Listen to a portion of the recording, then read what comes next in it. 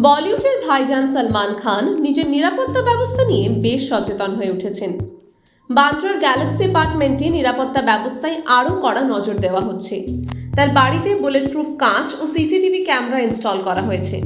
Balcony এবং জানলাগুলো নতুন করে রেনোভেট করা হয়েছে। সলমানের এই ব্যালকনি তার ভক্তদের কাছে বরাবরই খুব প্রিয় একটি জায়গা, কারণ এখান থেকেই তিনি মাঝে মাঝে তার ভক্তদের উদ্দেশ্যে দেখা দেন।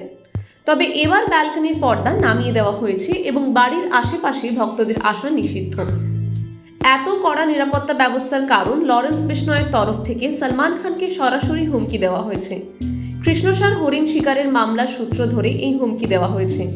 জাতীয় তদন্ত সংস্থা এনআইএ জানিয়েছে এই হুমকিগুলো যথেষ্ট গুরুতর। 2024 সালের এপ্রিল মাসে সলমানের অ্যাপার্টমেন্টের কাছে একজন অজ্ঞাত ব্যক্তি 4 রাউন্ড গুলি ছোড়ে।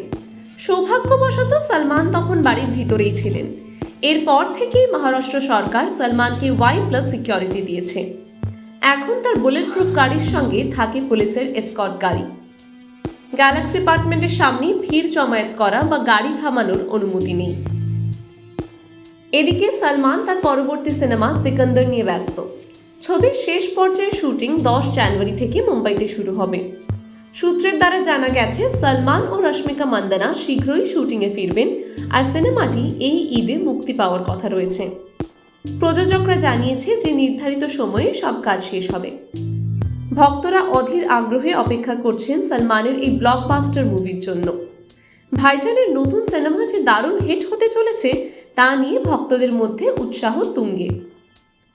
টাইমস নাও খবর।